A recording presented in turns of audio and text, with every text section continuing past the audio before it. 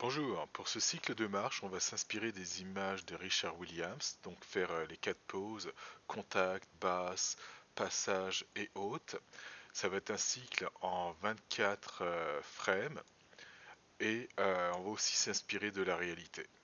Alors la première chose par rapport à ce risque que je vais faire, alors déjà dans les préférences, alors pour ouvrir les préférences, ça va être en bas à droite là où il y a le petit personnage qui court avec le petit engrenage. Je vais aller à gauche, section setting, animation exactement. Alors pour les tangentes, je vais lui demander que ce soit des tangentes qui soient linéaires. Donc défaut in et out tangente, dans le graph editor, il faudrait que ce soit en linéaire. Et une autre chose par rapport à ce réglage, je vais le laisser finalement en parallèle. Et si jamais ça fonctionne pas très bien, je pourrais essayer DG et serial. Donc on va y aller comme ça. Alors là, j'ai mon rig qui est présent. Alors la première pause qu'on va faire, ça va être la pause de contact. Alors si on regarde ça ici, ça c'est une pause basse. Et là, je vais compter les frames. Alors 1, 2, 3, 4, 5, 6, 7, 8, 9, 10, 11, 12, 13. Alors là, si je recule le 3 frames, 1, 2, 3. Donc la pause contact, ça va ressembler à quelque chose comme ça. Alors, si on y va en termes de pied, bah, entre la largeur qu'il y a, c'est-à-dire de son pied, en fait la longueur de son pied ici, on pourrait rentrer deux pieds. On va pas se fier à ça parce que mon personnage, en fait, ce personnage, étant donné qu'il n'a pas du tout les mêmes proportions, ça va pas nous donner quelque chose d'intéressant. Alors, je vais vous montrer ça assez rapidement. Alors, une des premières choses que je vais faire concernant le cycle de marche, je vais rapprocher les pieds. Donc on les rapproche là, et là je vais prendre l'autre pied, et pareil, aussi je vais le rapprocher. Donc ça c'est une première chose. Ensuite, une autre chose, c'est que nos pieds sont rarement parallèles, donc du coup je vais les tourner un petit peu vers l'extérieur, donc celui-là tourné vers l'extérieur, et le deuxième aussi tourné vers l'extérieur. Et pour finir, on veut un pied en avant et un pied en arrière pour cette pause. Alors donc du coup, alors ce que je vais peut-être commencer à faire, c'est le baisser de façon à ce que les jambes soient tendues. Donc là en ce moment ça se décollait, donc je vais le baisser pour l'instant et je vais le remonter par rapport à sa hauteur. Alors je vais y aller avec le pied droit en avant, donc du coup celui-là je vais l'envoyer vers l'avant et l'autre vers l'arrière. Alors, une autre chose, par rapport à justement cette position-là, on va voir la hanche qui va tourner. Donc, du coup, à ce niveau-là, on va faire une petite rotation pour que ça aille dans le sens finalement du pas. Donc là, j'ai ma petite rotation qui a été faite. Euh, ensuite, alors tout à l'heure, je vous parlais en termes de pied. Donc là, entre ça, ça va être la longueur de son pied, comme on peut voir, qui est en termes d'unité un petit peu plus qu'une unité. Et rentrer deux pieds à l'intérieur, ça va vraiment être trop. Ça nous donnerait quelque chose comme ça. Alors si j'exagère, ça, bon là j'ai vraiment deux pieds qui rentrent, mais on est d'accord que c'est vraiment trop écarté. Et même là où c'est un petit peu plus rapproché, je vous dirais que c'est trop. Alors donc du coup, ce qu'on va faire, c'est pas forcément se fier au nombre de pieds, mais plutôt à l'angle qu'il y a ici. Donc on va essayer de reproduire cet angle au niveau de ses pieds. Et pour reproduire cet angle, on va voir quelque chose qui va ressembler un petit peu plus à ça. Euh, Encore lui, il faudrait que je le rapproche encore. Et là, si j'affiche de nouveau ici, on peut voir que l'angle ici des jambes ressemble un petit peu plus. Alors là ici on veut lever le pivot au niveau du talon, donc lever les orteils, et là pivot au niveau de la plante de pied. Alors on va faire ça vite fait. Donc je vais prendre ça. Alors j'ai mon paramètre foot roll. Alors foot break, je vais le mettre à 20, qui détermine à peu près à partir de quand que ça doit plier. Alors pour les deux, je vais les mettre à 20. Et là, je vais pouvoir utiliser mon foot roll. Donc le foot break, donc là si on lève, là je lève, ça me donne ça, et le 20 il correspond à ce qu'on a ici. Si jamais je le mets à 0, le foot break, ben voilà ce que ça me donne. Donc si j'essaye le foot roll, alors le foot roll avec break à 0, il n'y a pas de pli au niveau de la plante de pied. Donc c'est pour ça que j'ai déterminé cette valeur-là. En fait, je pense que j'avais pris 19 à la base, mais bon, je vais regarder ce que ça donne. Et peut-être que je vais le lever encore un tout petit peu plus. Alors donc du coup, je vais y aller avec 21. On va voir qu'est-ce que ça donne. Ok, donc quelque chose comme ça pour l'arrière. Alors l'avant, alors si je vais mettre les deux à 21 et l'avant, on va faire ça. Alors une règle qu'on va prendre, c'est qu'à chaque fois que mes pieds vont être en contact avec le sol, j'utiliserai pas des rotations X, donc ça j'utiliserai pas. On va le laisser à 0.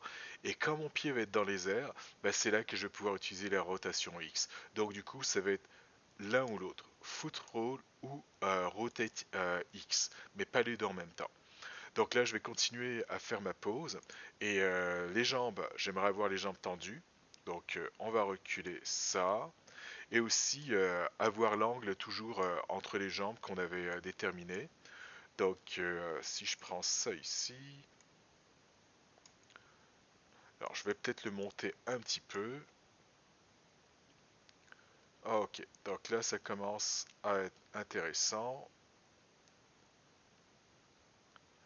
Alors pour la jambe avant, c'est pas mal. Et pour la jambe arrière, alors peut-être que je vais la reculer encore un tout petit peu. On va voir qu'est-ce que ça donne. Ok, ok, parfait. Je vais l'avancer. Non, je vais l'avancer. Peut-être. Ok, je vais le descendre parce que je vais aussi pencher de personnage. Alors, ce que je vais faire, c'est que je vais mettre son poids légèrement sur sa jambe arrière. Sa jambe arrière, en ce moment, c'est celle-là, qui est sa jambe gauche. Et en termes de poids, voilà ce que je vais faire. Une rotation. Alors, selon l'axe Z, alors je montre rapidement, ça va être dans ce sens-là, mais ça va être vraiment léger. Donc, ça. Donc là, j'ai tourné légèrement dans ce sens-là pour mettre le poids un peu plus de ce côté-là.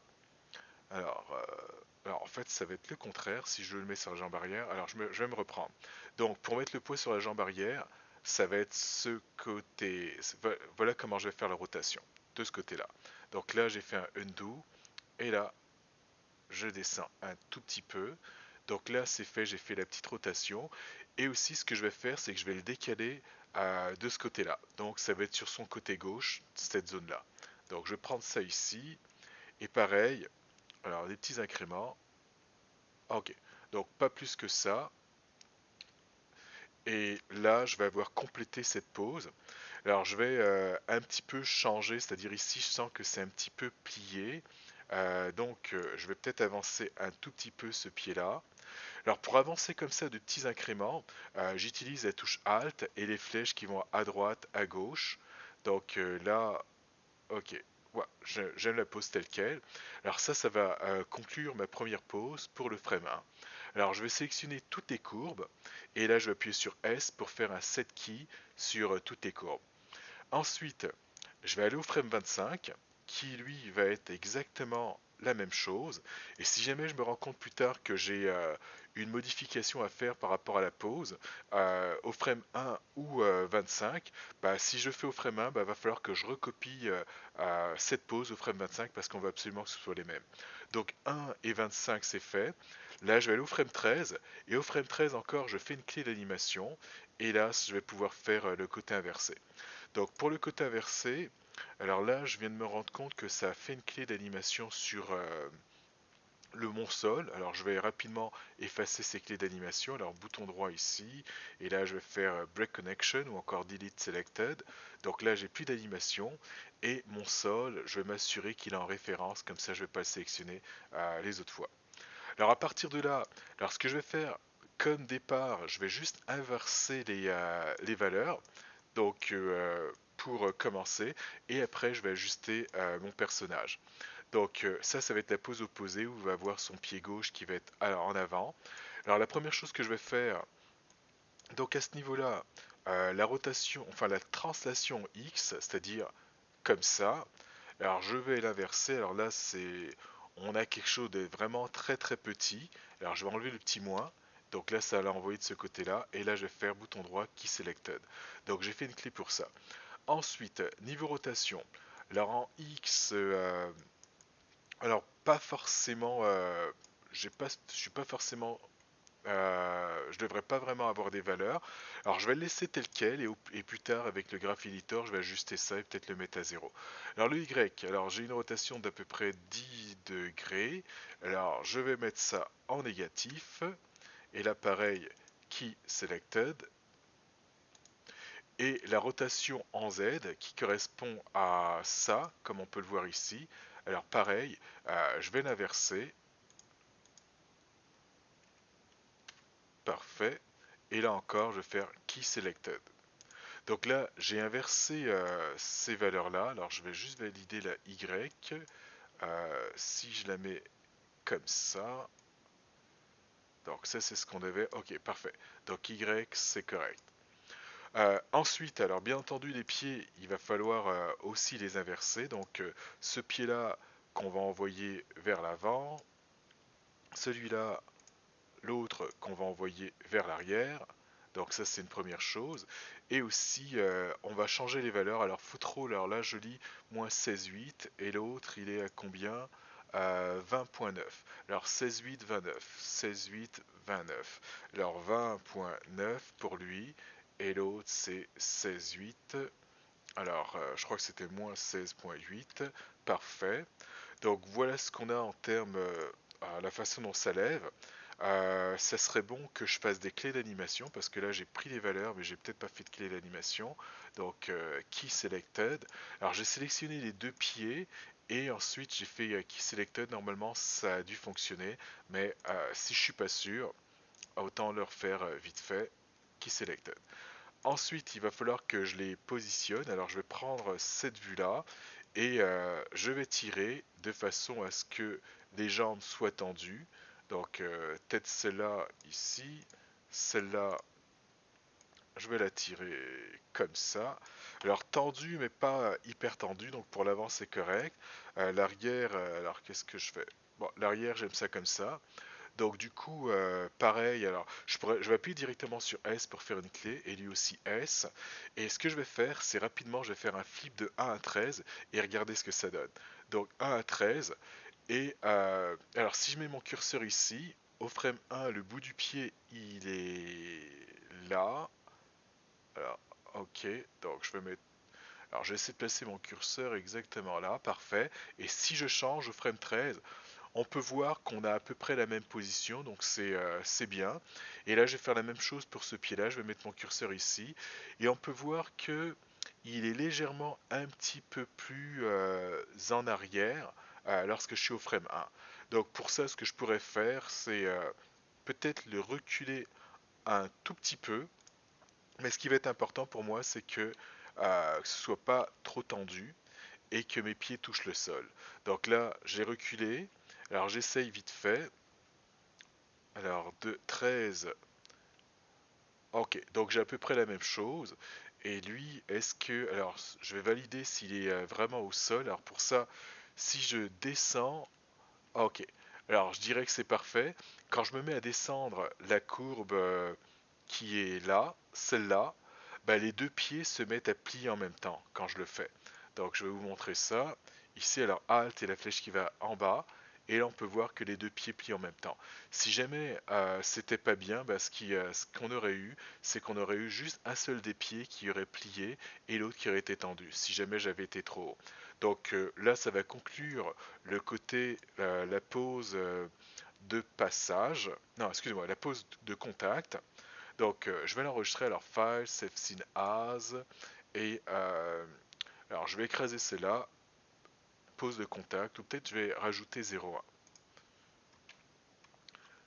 Contact, robot. Ok, parfait.